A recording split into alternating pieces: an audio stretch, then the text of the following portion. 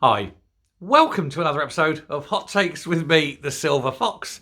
And I hope you like this one. If you do, give it the thumbs up. Definitely hit the subscribe button.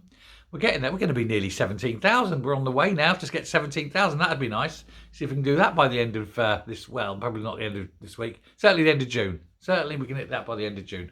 Now, there has been a little bit of a development in terms of, let's just say, the popularity of Rishi Sunak.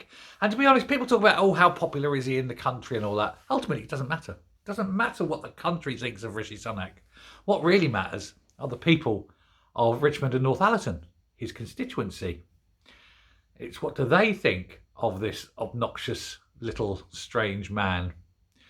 Well, it turns out not much. Not much. In fact, they're avidly disliking him.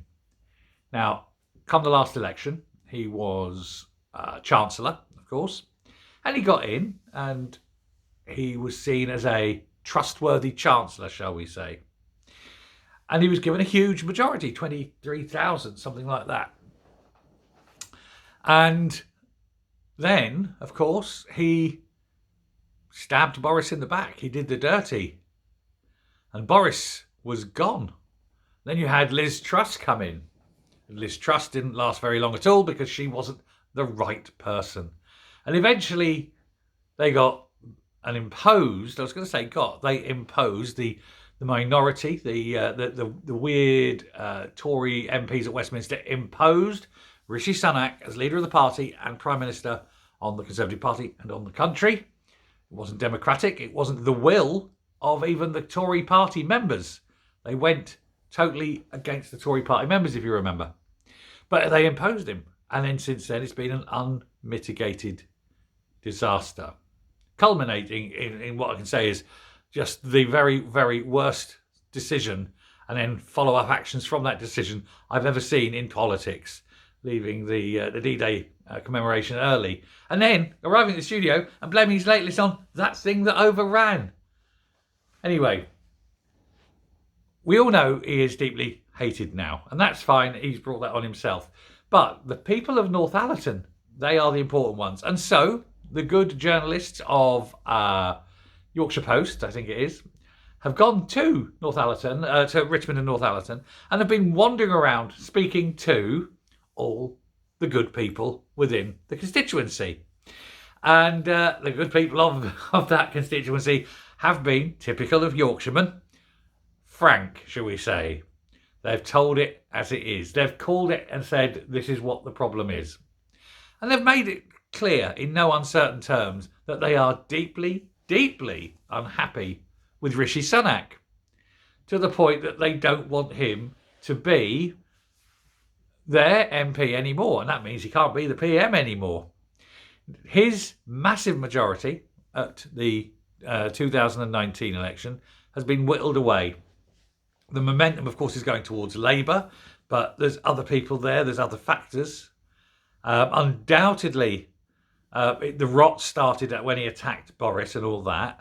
Then the rot comes in over time with various little things here, little things there, snip, snip, snip, snip, snip. But the straw, I think, that broke the camel's back was the whole D-Day fiasco and then what's happened after it. And his inability to apologise. Oh, yes, but sorry, but don't count. And then he tries to be one of the people. Look at me. I once went a little while and they didn't have Sky TV for an afternoon or something in his 6-bedroom mansion. Oh, poor little Rishi. Can you imagine how horrifying his upbringing must have been? All that poverty. And then he tries, and he's done that thing about being one of us. Oh, I'm one of them. Oh, yes, that's football. Yes, I remember watching Arsenal Rovers. They hit that ball ever so hard with that bat as they scored 180, and the crowd went wild or something. Because he hasn't got a clue, has he? They're the sort of people that play games that we've never heard of, you know.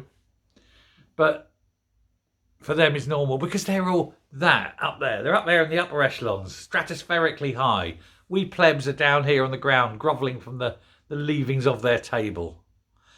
You know, and Rishi's like, oh, well, he's only upper middle class.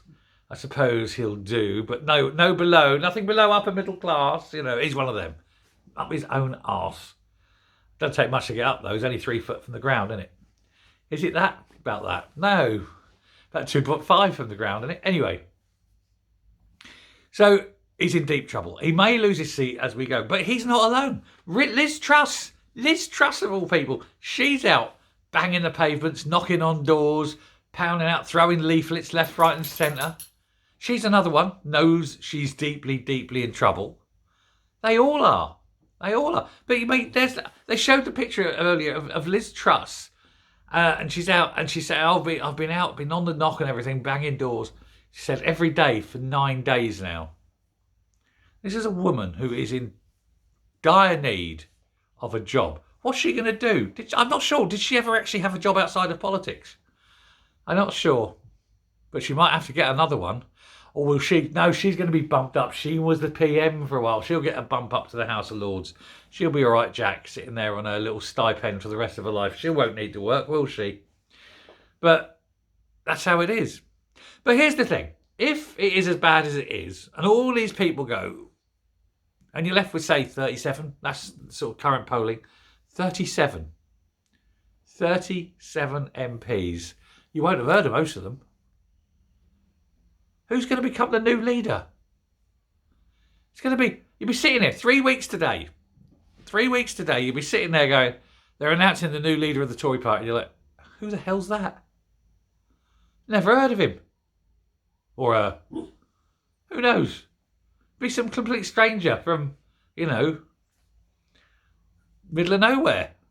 Never done a thing. It's startling how bad the fall has been. And it's getting worse every day. There's no going back. And I don't blame them. They sowed the seeds. They're reaping it. They're reaping what they've sowed. They are the ones that wanted Rishi in. They're the ones that went against the wishes of the party. They're the ones that are paying the price. But unfortunately, so are we. But whatever it is, it will pass. The Tories are finished. Reform is the way to go. And a lot of the Tories voters, a lot of the Tory members will swing over to reform. And I think a lot of the prospective MPs who are currently MPs for the Tory party that will suddenly not be MPs anymore will also probably swing over to reform and push and become members in the hope that come the next election in 5 years' time, or however long it is, they'll be able to stand again as reform and get in and get their seats back. I think that's probably going to be the plan. Anyway, thanks very much for listening. Take care and goodbye.